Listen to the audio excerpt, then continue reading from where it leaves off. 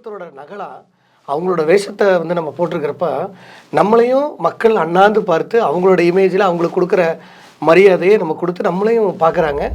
பொதுவாக கலைஞனுங்கிறவன் வந்து ஸ்டேஜ் ஏறிட்டாலே அவன் குடும்பம், அவன் இன்பம், துன்பம், கஷ்டம் எல்லாத்தையுமே மறந்து அந்த 5 நிமிஷத்தில் மக்களுக்காகவே வாழக்கூடியவன். இந்த தும்மல், இருமல், விக்கல், கொட்டாவி, பசி, தூக்கம், பொறுப்பு, இறப்பு, பட்டம், பதவி, பள்ளம், மேடு இதால் வந்தாலும் கேட்க முடியாது, போனாலும் தடுக்க முடியாது. எச்சச்ச கச்சச்ச கச்சச்சா அப்படிம்பாரு. என்னோட இதயத்தில் நான் கும்பிட்ற கடவுளை அவரை நான் நினச்சிட்டு இருக்கிறேன். அந்த ஃபீலை தான் பார்க்குறேன். இப்போ வரைக்கும் அவரை பார்க்குறதுக்கு எத்தனையோ விதமான முயற்சி பண்ணிகிட்டு இருக்கிறேன். கூடிய சீக்கிரம் எப்படியோ பார்த்துருவேன். பார்த்துட்டா நீங்கள் தான் என்னோடய கடவுள். இந்த கலைத்துறையில் பொறுத்த வரைக்கும் திரைத்துறையிலேருந்து மேடைத்துறையிலேருந்து தரையில் ஆடுறதுலேருந்து திரையில் வர்ற வரைக்கும் நிரந்தர நண்பரும் கிடையாது, நிரந்தர எதிரியும் கிடையாது. தலைவா நீங்கள் வாங்க, அரசியலுக்கு வாங்க, உங்களுக்காக நாங்கள் வந்து வாக்கு சேகரிக்கிறோம், உங்களுக்காக சப்போர்ட்டாக நிற்கிறோம் எல்லாம். நான் இந்தளவுக்கு வந்து நிற்கிறேன்னா அது என் மனைவி தான் காரணம். பிருந்தா பெருசாக வெளியிலலாம் ஒன்றும் நம்மளை புகழணும், நம்மளை தூக்கி நிறுத்தணுங்கிறதெல்லாம் தேவையில்லை. அவங்க தான் எனக்கு main.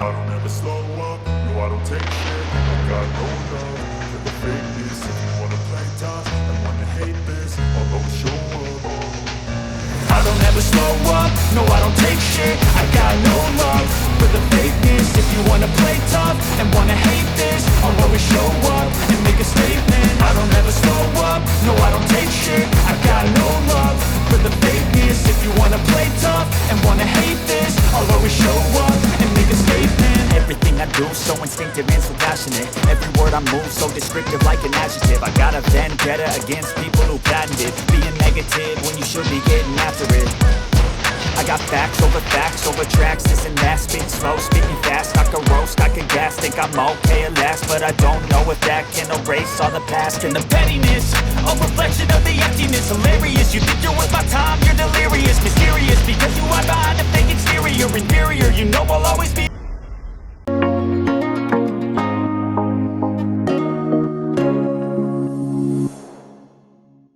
Hi hello GeM TV நேயர்கள் எல்லாருக்கும் ஒரு பெரிய வணக்கம். பட் இன்றைக்கி நம்ம கூட இணைஞ்சிருக்க கெஸ்ட் யாருன்னு பார்த்தீங்கன்னா, இவரை பற்றி சொல்லணும்னா நிறைய விஷயம் சொல்லணும்னா சொல்லிக்கிட்டே போகலாம். அந்த மாதிரி ஒரு முக்கியமான நபர் இன்றைக்கி நம்ம கூட இணைஞ்சிருக்காரு. நம்ம ரஜினி சாரை நிறைய படங்கள் பார்த்து என்ஜாய் பண்ணிப்போம். இன்றைக்கி நம்ம கூட ரஜினி சார் மாதிரி ஒரு பயங்கரமான ஒரு நபர் நம்ம கூட இணைஞ்சிருக்காரு. வேறு யாரும் இல்லை, ரஜினி மாதவன் அண்ணன் சொல்லலாம், ஈரோடு மாதவன் கூட சொல்லலாம். நிறைய பேர் அவருக்குள்ளே இருக்குது. அண்ணா வணக்கம்ண்ணே. வணக்கம் கண்ணா, நல்லா இருக்கியா? நல்லா இருக்கேண்ணே, சூப்பர்ண்ணா. சொல்லுங்கண்ணா. வெல்கம் கண்ணா. தேங்க்யூ. டக்குன்னு பார்க்கும்போது உடனே வந்து ரஜினி சார் என் பக்கத்துல வந்து உட்காந்துட்டு இருக்க மாதிரி. எல்லா புகழும் தலைவருக்கே கண்ணா. கண்டிப்பா. எப்படி போயிட்டு இருக்கு வாழ்க்கைகள்லாம், எப்படி போயிட்டு இருக்குண்ணா? பரவாயில்ல கண்ணா, நானும் ஒரு 25 வருஷமா இந்த மேடைத்துறையில் இருக்கிறேன். நல்லபடியாக போயிட்டு இருக்குண்ணா. தலைவர் புண்ணியத்தில் அவரோட கெட்ட போட்டு எல்லா ஸ்டேஜ்லேயும் டான்ஸ் பண்ணுறது, மிமிக்ரி பண்ணுறது, அப்புறம் ஸ்கூல் காலேஜ் ப்ரோக்ராமில் பண்ணுறது, மேரேஜ் ப்ரோக்ராமில் இந்த மாதிரி ஈவெண்ட் பண்ணுறது, அது மூலிமா நல்லா போயிட்டுருக்கேங்கண்ணா. சிறப்புண்ணா. ஆரம்ப கட்டத்தில் இந்த ஃபீல்டு எப்படி வர ஆரம்பிச்சிங்க? எங்கேருந்து ஆரம்பிச்சு உங்களுக்கு? நான் சின்ன வயசில் அண்ணாமலை படம் 93 ரிலீஸ் ஆச்சு. அப்போல்லாம் நான் சின்ன பையன், பொடி பையன். எங்கள் அப்பா சைக்கிள் ஓட்டுவார். அந்த சைக்கிள் அண்ணாமலைன்னு எழுதியிருப்பார். அண்ணாமலைன்னு எழுதிட்டு நம்மளை பின்னாடி உட்கார வச்சு கூட்டிகிட்டு போவார். அது இல்லாமல் அவர் சினிமா தேட்டரில் வந்து அந்த சினிமா ஆப்ரேட்டர்னு சொல்லுவாங்கள்ல, அப்போல்லாம் அந்த ரோல் சுற்றுற மாதிரி அந்த வேலையில் இருந்தார். சினிமா ஆப்ரேட்டராக இருந்தார். அந்த தேட்டரில் வந்து அண்ணாமலை படம் போட்டிருந்தாங்க. அப்போ வந்து அவரோட அந்த பிளட்டு, அவர் அந்த ரஜினியை ரசித்த விதம், நானும் சின்ன வயசுலேருந்தே தலைவரை ரசிக்கிற மாதிரி ஆயிடுச்சு. ஆமாம், அந்த ஒயிட் அண்ட் ஒயிட் போட்டு பால் டின்னெல்லாம் எடுத்துகிட்டு அப்படியே போகிறது வர்றது, அந்த அண்ணாமலை பாட்டுக்கு ஆடுறது, வீட்லேயே ஜாலியாக அப்படி ஆடுறது. அந்த மாதிரி ஏன் பிடிச்சது எதுக்கு பிடிச்சுன்னு தெரியாமல் அப்படியே அவரோடது எல்லாமே ஃபாலோ பண்ண ஆரம்பிச்சிட்டேன். தலைவரது எல்லாமே ஃபாலோ பண்ண ஆரம்பிச்சிட்டேன். ஓகே, இன்றைக்கி இவ்வளோ தூரம் ஒரு கெட்டப் போட்டு இன்றைக்கி எல்லார் முன்னாடியும் ஒரு வர்றதுன்றது ஒரு பெரிய விஷயம். அது எப்படி இருக்குது உங்களுக்கு? ரொம்ப பெருமையாக இருக்குப்பா. உண்மையாலுமே ஒரு நட்சத்திரம் அப்படிங்கிறத வந்து வானத்தில் எப்படி நம்ம உயர்ந்து பார்க்குறோம், நட்சத்திரங்கிறது நம்ம உயர்ந்து பார்க்குற இடத்துல தான் இருக்கும். அந்த மாதிரி அந்த நட்சத்திரத்தோட நகலாக அவங்களோட வேஷத்தை வந்து நம்ம போட்டிருக்கிறப்ப நம்மளையும் மக்கள் அண்ணாந்து பார்த்து அவங்களோட இமேஜில் அவங்களுக்கு கொடுக்குற மரியாதையை நம்ம கொடுத்து நம்மளையும் பார்க்குறாங்க. அது ஒரு ஃபீலாக அது அவரோட பிரதிபலிப்பாக இருக்குது. ஒரு நார்மல் மனிதனோட வாழ்க்கையும் ஒரு நடிகனோட வாழ்க்கையும் வித்தியாசம். இவங்க வந்து அப்பார்ட் ஃப்ரம் மனிதர்கள்லேருந்து தனியாக தெரிவாங்க. அது ஒரு ஃபீல், அது சொல்ல தெரியல, நல்லா சூப்பராக இருக்குது. இப்போ ஸ்டேஜெலாம் போயிட்டு இந்த மாதிரி கெட்டப்லாம் போட்டு ஸ்டேஜ் ஏறுறீங்க, நிறைய மக்களோட வரவேற்புகள்லாம் எந்த மாதிரி இருக்குண்ணா உங்களுக்கு? முதல்ல மியூசிக் போட்டோன்னே கைதட்ட ஆரம்பிச்சிருவாங்க மக்கள். இவர் தான் வர்றது அப்படின்னு அவங்க அசியூம் பண்ணிடுவாங்க. அதுக்கப்புறம் நம்ம அந்த கெட்டப்பில் அப்படியே போய் நின்று ஹாய் நல்லா இருக்கீங்களா அப்படின்னு அந்த ஸ்டைல் அப்படியே பண்ணுறப்ப அப்படியே அவங்க நம்ம தலைவராகவே நம்மளை நினச்சி கொண்டாட ஆரம்பிச்சிருவாங்க. நமக்கும் அவங்களோட அந்த கொண்டாட்டமும் விசிலும் கைதட்டலும் ஆர்ப்பரிப்பும் சேர்ந்து ஒரு 10% பர்ஃபார்மன்ஸை 100% பண்ணுறதுக்கு நமக்கு அந்த வந்துடும். நமக்கு எந்த ஒரு மைண்டும் எந்த ஒரு எண்ணமும் எதுவுமே இருக்காது. பொதுவாக கலைஞனுங்கிறவன் வந்து ஸ்டேஜ் ஏறிட்டாலே அவன் குடும்பம், அவன் இன்பம், துன்பம், கஷ்டம் எல்லாத்தையுமே மறந்து அந்த 5 நிமிஷத்தில் மக்களுக்காகவே வாழக்கூடியவன். அப்போ வந்து நம்ம தலைவராகவே போய் மக்கள்கிட்ட போய் உட்கார்றப்ப அவங்க நம்ம தலைவராகவே பார்ப்பாங்க, தலைவராகவே நேசிப்பாங்க, தலைவராகவே பாராட்டுவாங்க நம்மளை. அவரோட நகலை நம்மளை பாராட்டுவாங்க. சூப்பராக இருக்கும்ப்பா. அது சொல்கிறதுக்கு வார்த்தையே இல்லை. வேறு எந்த விஷயத்தை நீங்கள் கொடுத்தாலும் அதுக்கு ஈடு இணையே கிடையாது. Okay, the best. உண்மையாலுமே கண்டிப்பாண்ணே. நிறைய அனுபவங்கள் உங்களுக்குள்ளே இருக்கும் இந்த ஃபீல்டு வந்ததுக்கப்புறம். ஒரு ஒரு ஒரு மன கஷ்டமான ஒரு அனுபவம்னா இந்த ஃபீல்டில் சொல்லிங்கன்னா என்ன சொல்லுவீங்கண்ணா நீங்கள் ஃபேஸ் பண்ணது? அதாவது என்ன மாதிரி எத்தனையோ கலைஞர்கள் வந்து தமிழ்நாட்டில் மட்டும் இல்லாமல் இந்தியா ஃபுல்லாக இருக்கிறாங்க. ஒவ்வொரு மொழிக்கு தகுந்த மாதிரி கலைஞர்கள் இருப்பாங்க. எல்லாருமே மேக்கப்பில் இருக்கிறப்ப கொண்டாடுவாங்க. இது ஓல்டு டைலாக் தான். மேக்கப்பை கலைச்சிட்டா எங்களை வந்து பெருசாக ஒன்றும் மரியாதை கொடுக்கறதில்ல. மேக்கப்பில் இருக்கிறப்ப தலைவா ஒன்று இது பண்ணுவாங்க, சந்தோஷமாக கொண்டாடுவாங்க. மேக்கப்பை கலைச்ச பிறகு பெருசாக மரியாதை இருக்கிறதில்ல. அது ஒரு சின்ன வருத்தம்.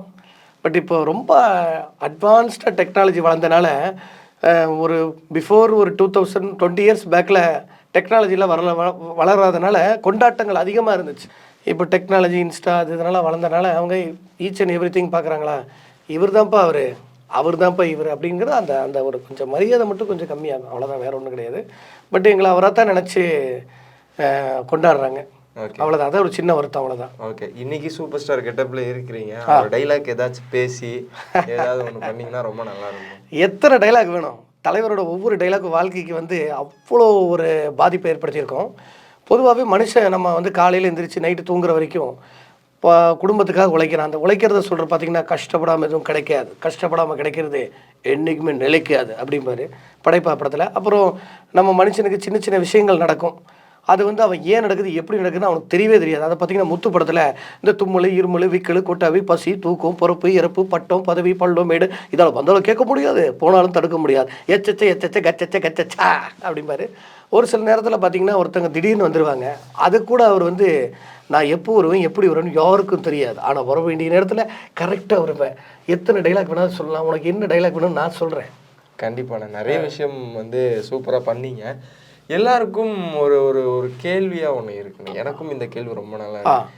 ரஜினி சாரோட ரசிகர்கள் எடுத்து பார்க்கும்போது ஒரு பயங்கரமான ஃபேன் பேஸ் இருக்குது.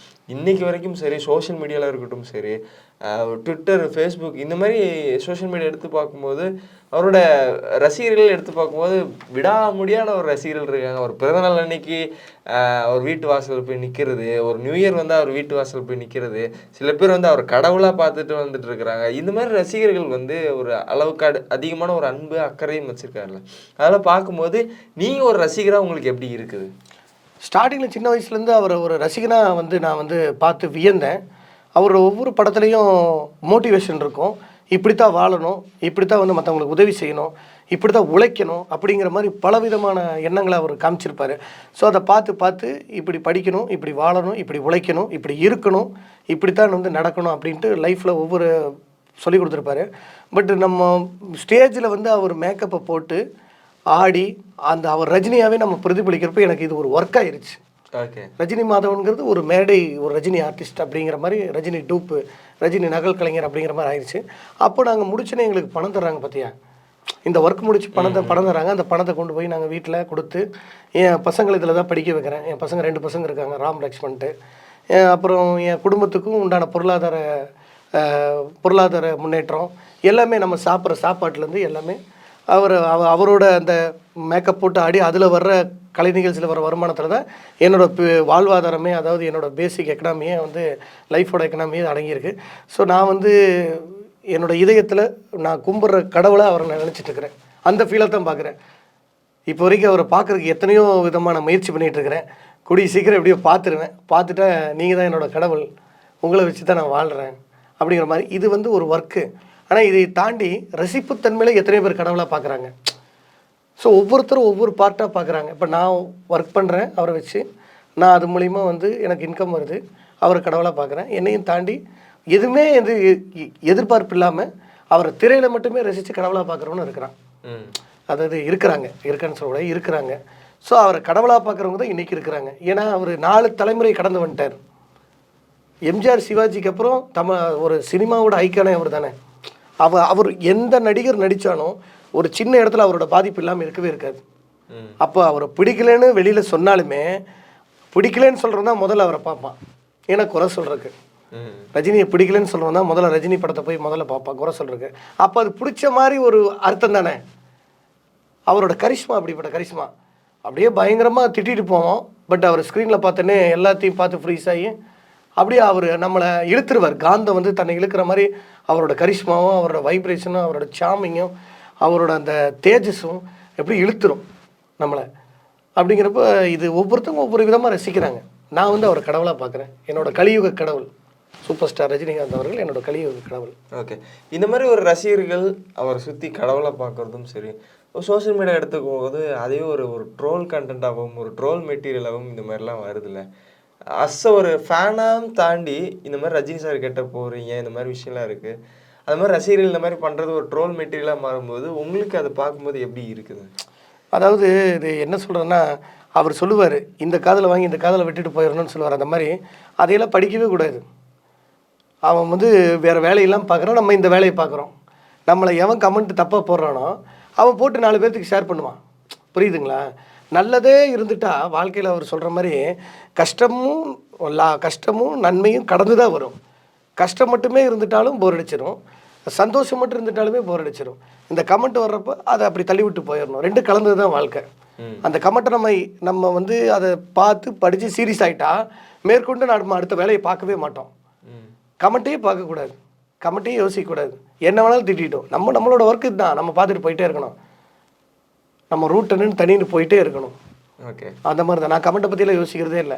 எவன் வேணாலும் என்ன கமெண்ட்னாலும் போட்டோம். கமெண்ட் போடுறதுனால ஒரு படத்தில் நடிக்காமல் இருக்காரா? இன்றைக்கும் முதல் 200 கோடி சம்பளம் வாங்காமல் இருக்காரா? இன்றைக்கி அவர் தானே தமிழ் சினிமாவில் நம்பர் 1 இருக்கார். எத்தனை ஆர்டிஸ்ட் இருந்தாலும் அவரெல்லாம் பார்க்குற மாதிரி தான் என்ன பண்ண முடியும்? எதை பற்றி யோசிக்கக்கூடாது, நம்ம ரூட் என்னன்னு போயிட்டே இருக்கணும் தனியாக. நான் அப்படி தான் இருக்கிறேன். எந்த கமெண்ட்டை பற்றி கவலைப்பட மாட்டேன். கமெண்ட் போடுறவன் தான் நம்மளை இன்னும் அதிகமாக ஷேர் பண்ணுவான், இன்னும் நமக்கு வியூஸ் கொடுப்பான். பார்த்தீங்கன்னா ஆனால் இப்போ இந்த மாதிரி கமெண்ட்ஸ்லாம் ஒரு பக்கம் இருந்தால் கூட ரஜினி சார்னு எடுத்து போகுது. இப்போ சோஷியல் மீடியாவில் எடுத்து பார்க்கும்போது அவரை காம்படிட்டராக நிறைய ஆக்டர் வச்சு பார்க்குறாங்க. நீங்கள் சொன்ன மாதிரி 3 தலைமுறையாக தாண்டி எம்ஜிஆர் சிவாஜி சார், அப்புறம் கமல் சார், இந்த மாதிரி தாண்டி இன்றைக்கி வந்து ஒரு பயங்கரமான காம்படிட்டராக இன்றைக்கி வரைக்கும் தமிழ் சினிமாவில் இருக்குன்ற போது அது எவ்வளோ சந்தோஷமாக இருக்குது? உங்களுக்கு எப்படி இருக்குது? பெரிய விஷயம். ஒரு மனிதனால் 75 வயசில் வர டிசம்பர் 12 வந்துச்சுன்னா 75 வயசு ஸ்டார்ட் ஆகுது. 50வது வருஷத்தை அவர் வந்து தமிழ் சினிமாவில் வந்து ஃபினிஷ் பண்ணுறாரு. அப்போ இவ்வளவு இதில் எத்தனை டெக்னாலஜி வந்துருச்சு, தொழில்நுட்பத்துலேயும் சரி, மேக்கப் சென்ஸ்லையும் சரி, வெளிநாட்டுக்கு போய் ஷூட்டிங் எடுக்கிறதுலையும் சரி. அந்த 64 ஸ்கேலும்பாங்க சினிமாவில், 64 ஸ்கேல்லையும் எத்தனை மாற்றங்கள் வந்துருச்சு. இத்தனை மாற்றங்களையும் தன்னுள்ள அடாப்ட் ஆகி அதுக்கு வந்து இது பண்ணி இவ்வளோ தலைமுறையை கடந்து நிற்கிறாருன்னா அவர் டைரக்டரோட நாயகன். அவர் டைரக்டர் என்ன சொல்கிறாரோ அதை கேட்டு நடிக்கிற டைரக்டரோட ஹீரோ அவர். அதனால் தன்னை வந்து சினிமாவுக்கு முழுமையாக அர்ப்பணிச்சிட்டார். அது அந்த ஒரு காரணம் தான் இவ்வளோ நாள் அவரை வந்து ஃபீல்டுக்குள்ளே சினிமாக்குள்ளே இருக்க வைக்கிது. ஓகே, எவ்வளோ ஒரு இது. ஷூட்டிங் வந்து 7 மணிக்குன்னா 6:30 மணிக்கே மேக்கப் போட்டு உட்காந்துருவார். Punctuality, simplicity, greatness, humbleness. இது என்ன சொல்கிறேன்னே தெரியல. இப்படித்தான் ஒரு நடிகன் இருக்கணுங்கிறதுக்கு பெரிய இலக்கணமே எங்கள் தலைவர் சூப்பர் ஸ்டார் தான். ஓகே, அதுதான் இத்தனை தலைமுறையை கடந்து வந்ததுக்கு மெயின் காரணம் அதுதான். ஓகே, ஆமாம். இப்போ உங்களை பற்றி நிறைய கேட்போம், ரஜினி சார் பற்றி நிறைய சொல்லிட்டீங்க. இப்போ ரஜினி மாதவன் பற்றி நிறைய கேட்போம். எங்கேருந்து வரீங்க, எங்கே இருக்கீங்க, சொந்த ஊர் என்ன பண்ணிட்டு இருக்கீங்க? நான் பிறந்து வளர்ந்து படித்து கல்யாணம் பண்ணுற வரைக்கும் கோயம்புத்தூர். பிறந்த மண்ணு கோயம்புத்தூர். ஆஃப்டர் த மேரேஜுக்கு அப்புறம் நான் ஈரோட்டில் இருக்கேன். எனக்கு 2 பசங்க, ஜெயராம், ஜெயலட்சுமன். 12th எழுதுறாங்க பசங்க, 12th படிச்சுட்டு இருக்கிறாங்க. என் மனைவி பேர் பிருந்தா, அவங்க ஒரு ஸ்கூலில் வந்து டீச்சராக ஒர்க் பண்ணுறாங்க. நான் முழுக்க இந்த மேடைத்துறையில் தான் ரஜினி சார் மாதிரி கெட்டப் போட்டு மக்களை மகிழ்ச்சிட்டுருக்கிறேன், வாழ்ந்துட்டுருக்கிறேன். ஓகே, உங்களோட வருமானம்ன்ற ஒரு விஷயம் இருக்குல்ல. இப்போ நீங்கள் போகிறீங்க, ஒரு ஈவெண்ட் போகிறீங்க, வரீங்க, ஒரு ஈவெண்ட் போகிறதுக்கான வருமானம் என்னவா இருக்குது உங்களுக்கு? சராசரியான மாத வருமானம் என்னவா இருக்குது? அது கொஞ்சம் கம்மி தான்ப்பா. நார்மலாக ஆவரேஜாக இன்றைக்கி ஒருத்தங்க வேலைக்கு போனாங்கன்னா மினிமம் 15,000 to 20,000 ஒர்க்கு. பேசிக் சேலரிங்கிறது இன்னத்த லெவலில் 2025 இப்போ காலகட்டப்படி எங்களுக்கு அதை விட ஒரு 10,000 அதிகமாக கிடைக்கும், அவ்வளோதான். ஒரு 30 ப்ளஸ் அவ்வளோ கிடைக்கும். நிரந்தரமாக மாதம் 30 வருமானம். ஒன்லி 6 month நாங்கள் ராஜா, ஆஃப்டர் 6 month கூஜா. அந்த அந்த சீசன் இருக்கிறப்ப தான் திருவிழா இது பண்ணுறப்ப அந்த ஜனவரியிலேருந்து ஜூன் வரைக்கும், தையிலேருந்து தமிழில் பார்த்திங்கன்னா தையிலேருந்து தமிழ் மாதம் வைகாசி வரைக்கும் தமிழ்நாட்டில் இருக்க அத்தனை கோயில்லையும் பண்டிகை இது பண்ணுவாங்க. ஸோ முழுக்க இது வந்து என்டர்டெயின்மெண்ட் பர்பஸுக்காண்டி தானே நாங்கள். ஓகே, இது வந்து அதுதான் ஒரு அதான் அடிப்படை தேவையை தாண்டி மக்களை மகிழ்விக்கிறதுக்கு உண்டான ஒரு ஒர்க்கில் தான் நாங்கள் இருக்கிறோம். 6 மாதம் நல்லா இருக்கும்ப்பா. அதில் வர்றதில் சேர்த்து வச்சு இழுத்து பிடிச்சி மற்ற 6 மாதத்துக்கு வந்து யூஸ் பண்ணிக்குவோம். ஓகே, ஆமாம். அது அடுத்த 6 மாதம் இந்த ஈவெண்ட்லாம் இல்லாமல் இருக்க டைமில் என்ன பண்ணுவீங்க? நானும் ஏதாவது முயற்சி பண்ணலான்னு பார்க்குறேன், ஒன்றும் பண்ண முடிய மாட்டேங்குது. பிற்காலங்களில் ட்ரை பண்ணுறேன். பட் இதுதான் அது அப்படியே ஏதோ ஒன்று அப்படியே வந்துடும்ப்பா. திடீர்னு பர்த்டே பார்ட்டி கூப்பிடுவாங்க, ரஜினி சார் மாதிரி கெட்டப் போட்டு குழந்தைகளை வெல்கம் பண்ணுற மாதிரி ஏதோ ஒரு கடைகளோட ஆடு வரும்.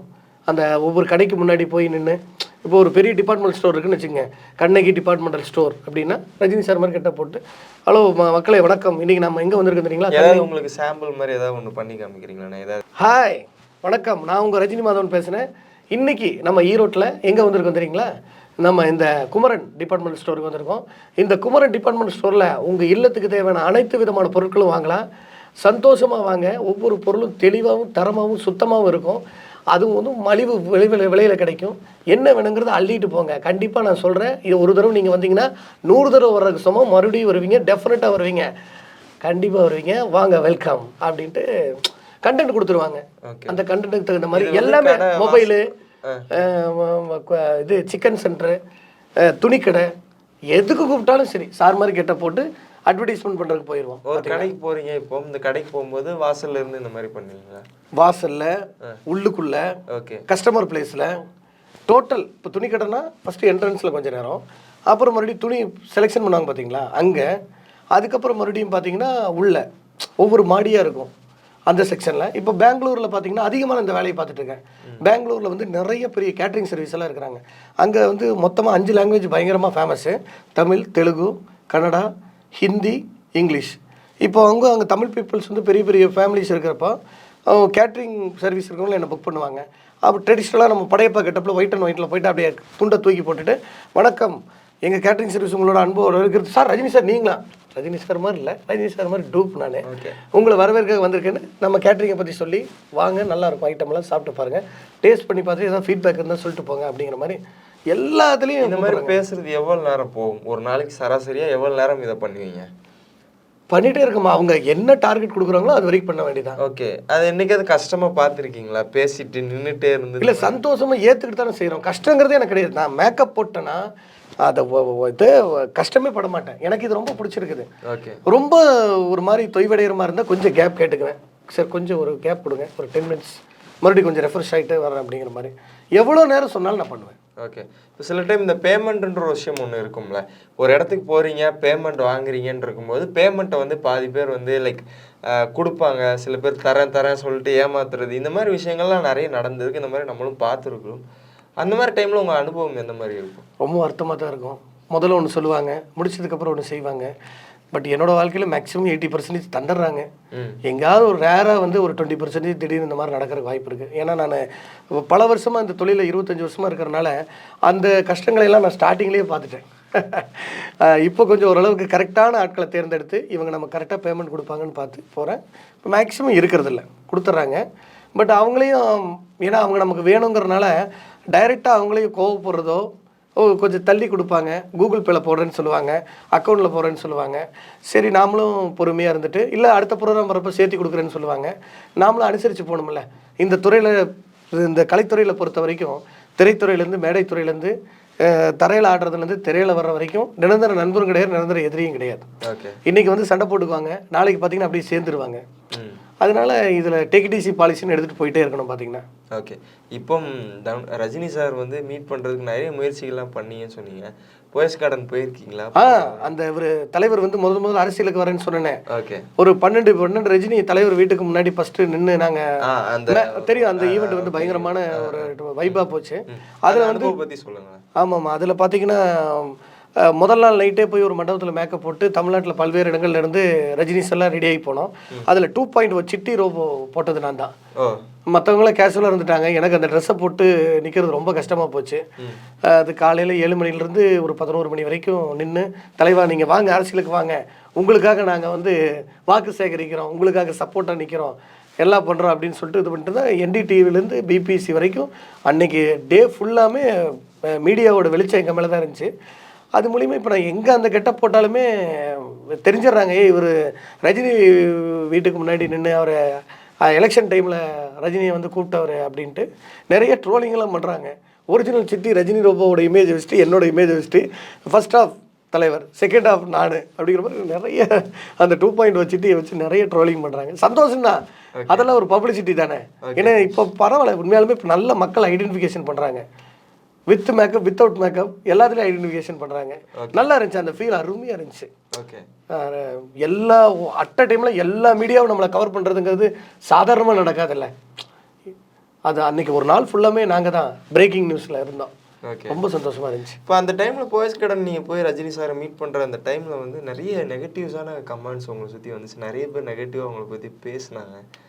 யார் யார் என்ன பேசினாங்கன்னு தாண்டி அதை கடந்து வர்றதுன்ற ஒரு விஷயம் உங்களுக்குள்ளே இருக்கும். எப்படி கடந்து வந்தீங்க? அந்த நெகட்டிவாக பேசின விஷயங்கள்லாம் என்னவா இருந்துச்சு? இல்லை, நான் பொதுவாகவே அதான் அதை அவர் சொல்கிற மாதிரி காது கேட்காம இருந்துக்கணும். இது சொல்கிற மாதிரி ஏதோ ஒரு இதில் பழமொழி சொல்லுவாங்க, ஒருத்தன் கூப்பிட்டுக்கிட்டே இருப்பான், ஒருத்தன் மேலே ஏறிக்கிட்டே இருப்பான். நான் கூப்பிட்ற மேலே ஏறிக்கிட்டே இருக்கேன்னா அவனுக்கு காது கேட்காது. அவன் காது கேட்காம இருந்திருந்தான்னா, காது கேட்டிருந்தானா இறங்கியிருப்பான்.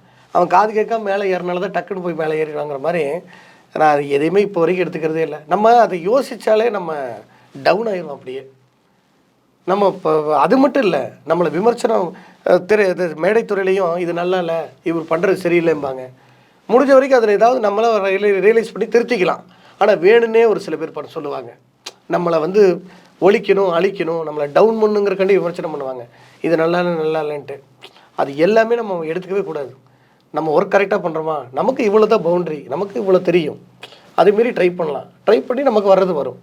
அவங்க சொல்கிறாங்கக்காண்டி அதை நம்ம வந்து மாற்றினா நம்மளோட இது நேச்சுரல் வந்து போயிடும். ஓகே. அதனால் அதை எடுத்துக்கோ. ரொம்ப நிறைய சாட்டை துறைமுருகன் அந்த மாதிரி நிறைய யூடியூப் சேனல் எங்களை போட்டு நார் அடிச்சிட்டாங்க. அது ஒன்றும் எடுத்துக்கல, ஜாலியாக சிரிச்சுட்டு போயிட்டோம், அவ்வளோதான். ஓகே. இப்போ ஸ்டார்டிங்கில் உங்களுக்கு இந்த மாதிரி விஷயம் பண்ணும்போது ஃபேமிலி சப்போர்ட் என்னவா இருந்துச்சு? உண்மையாலுமே நான் இந்தளவுக்கு வந்து நிற்கிறேன்னா அது என் மனைவி தான் காரணம், பிருந்தா. அவங்க வந்து ஒரு டீச்சராக இருக்கிறாங்க, அவங்க ஒரு ஒர்க் பண்ணிகிட்டு இருக்கிறாங்க. அவங்க கூட இருக்க கொலிக்கு அவங்க சொந்த பந்தங்கள் எல்லாருமே வந்து என்னடா மேடையில் ஆடுறான் அப்படிங்கிறப்ப கூட இல்லை, என் வீட்டுக்காரர் வந்து நல்லா பண்ணுறாரு, பெஸ்ட்டாக பண்ணுறாரு அப்படின்ட்டு எனக்கு இன்றைக்கு வரைக்கும் அவங்க வந்து அவ்வளோ சப்போர்ட் பண்ணி எனக்கு பெரிய பேக் போனால் எனக்கு ஒரு கூட இருக்கிற ஒரு கடவுள் மாதிரி எனக்கு பார்க்குறாங்க. அவங்க ஒருத்தங்க சப்போர்ட் பண்ணுறதே எனக்கு போதும். பெருசாக வெளியிலலாம் ஒன்றும் நம்மளை புகழணும், நம்மளை தூக்கி நிறுத்தணுங்கிறதெல்லாம் தேவையில்லை. அவங்க தான் எனக்கு மெயின். ஓகே. பயங்கரமாக சப்போர்ட் பண்ணுறாங்க. ஓகே. இப்போ கூட சொல்லிட்டு இருந்தீங்க, இந்த மாதிரி ஸ்டேஜ் ஃபங்க்ஷன்ஸ்லாம் போகும்போது ரஜினி சார் கிட்ட போட்டு ஸ்டேஜில் ஏறினோன்னா பயங்கரமாக செலிப்ரேட் பண்ணுறாங்க, பயங்கரமாக கொண்டாடுறாங்க அப்படின்ற மாதிரி. இன்னொரு பக்கம் வந்து இந்த கெட்டப்லாம் கலட்டினதுக்கப்புறம் சில பேர் உங்களை ரெகக்னைஸ் பண்ணுறது, நீங்கள் தான் ரஜினி சார் கெட்டப் போட்டிங்களான்ற ரெகக்னைஸ். நீங்கள் ரஜினி சார் கெட்டப் போடும்போதும் உங்களை வந்து கட்டி பிடிக்கிறதும் இந்த மாதிரி அர்ப்பணிக்கிறதும் நிறைய விஷயமுக்கு அப்புறம் கெட்டப் கலட்டினதுக்கப்புறம் ரெகக்னைஸ் பண்ணாமல் இருக்கும்போது மாதவனாக ரெகக்னைஸ் பண்ணுறது ரொம்ப கஷ்டமான ஒரு சூழ்நிலையா? கண்டிப்பாக. அது எப்படி இருக்கும்? அந்த சிச்சுவேஷன் எப்படி இருக்கும்? யார் யார் என்ன சொல்லுவாங்க உங்கள்கிட்ட? இல்லை, நம்மகிட்டே வந்து கேட்பாங்க, சார் நீங்கள் ரஜினி சார் கிட்ட ஒருத்தர் போட்டிருந்தாரு, நீங்கள் பார்த்தீங்களா அப்படின்னு கேட்பாரு. சார் இட்ஸ் மீ சார் அப்படின்பேன். இல்லை, முதல்ல இது வந்து இப்போ அந்த மாதிரி இருக்கிறதில்ல. மேக்ஸிமம் இப்போ ஒரு 80% பண்ணிடுறாங்க. ஏன்னா சோசியல் மீடியாவில் நான் வந்து என்னோடய மேக்கப் சென்ஸ்லேருந்து எப்படி பண்ணுறேங்கிறது வெளியில் நான் காமிச்சிட்டேன். ஸ்டார்டிங்கில் ஒரு 10 years பேக் அந்த மாதிரி நடந்துச்சு. இப்போ மேக்ஸிமம் நடக்கிறதில்ல. அப்படி கேட்குறப்ப நான் ப்ரூவ் பண்ணுவேன் உங்கள்கிட்ட, சார் இது நான் தான் பாருங்கள், அது கிட்டத்தட்ட என்னோடய நெத்தி மூக்கெல்லாம் பாருங்கள் தலைவர் மாதிரியே இருக்கும். ஆனால் ஆமாம் சார், கரெக்ட்.